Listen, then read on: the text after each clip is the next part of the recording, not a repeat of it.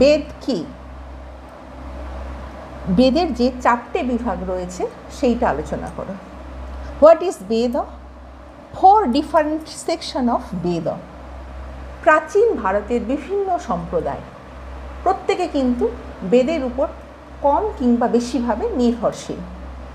আমরা সাধারণত জানি যারা বেদের অস্তিত্বকে স্বীকার করে তাদের বলা হচ্ছে আস্তিক দার্শনিক সম্প্রদায়, আর যারা বেদের অস্তিত্বকে অস্বীকার করছে তারা হচ্ছে নাস্তিক দর্শন সম্প্রদায়। তাই প্রত্যেক দার্শনিক সম্প্রদায় কম বেশি প্রত্যক্ষ কিংবা পরোক্ষভাবে প্রত্যেকেই দেখা যাচ্ছে যে বেদের উপর নির্ভরশীল।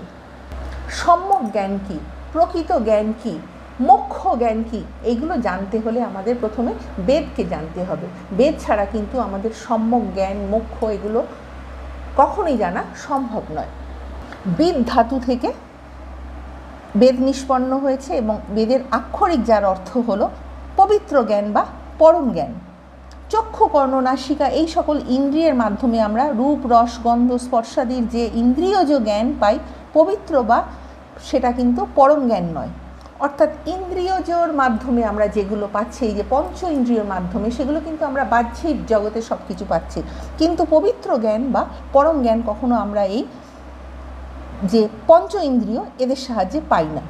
অতীন্দ্রিয়ের যে জ্ঞানটা হচ্ছে সেটাই হচ্ছে পরম জ্ঞান। আর বেদ নামক ধর্মগ্রন্থ থেকে এই পরম জ্ঞান লাভ করা একমাত্র সম্ভব। কাজেই বেদ বলতে বোঝায় প্রাচীন ভারতের সুপ্রাচীন ধর্মগ্রন্থ। আরও স্পষ্টভাবে যদি বলা হয় এটা এক প্রকার সাহিত্য, প্রাচীন ভারতের প্রাচীনতম সাহিত্য।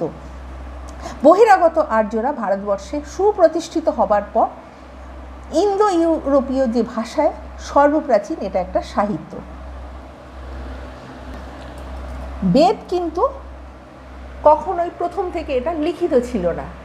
শিষ্যরা দেখা যেত যে তার গুরুর মুখে মুখে শ্রবণ করে করে সেইগুলোকে মনে রাখত, আর এই রকমভাবে স্মৃতিতে তাদের সমস্ত মন্ত্রগুলো সংরক্ষিত হতো। এই জন্যে বেদের অপর নাম শ্রুতি। সুপ্রাচীন কাল থেকে বেদ গুরু শিষ্য পরম্পরায় স্মৃতি সঞ্চারিত হতে হতে এবং স্মৃতির মধ্যে রেখে পরে খ্রিস্ট পরবর্তীকালে তা লিপিবদ্ধ হয়েছিল।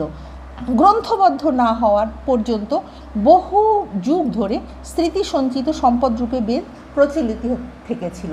অর্থাৎ বেদ খ্রিস্ট যে পরবর্তীকালে সেইটা কিন্তু লিপিবদ্ধ হয়েছিল, আগে কিন্তু সেগুলো সবসময় সঞ্চিত হতো গুরু শিষ্য পরম্পরায় স্মৃতিরূপে। এইভাবে দেখা যেত যে দীর্ঘদিন ধরে গুরু শিষ্য এইরকম তারা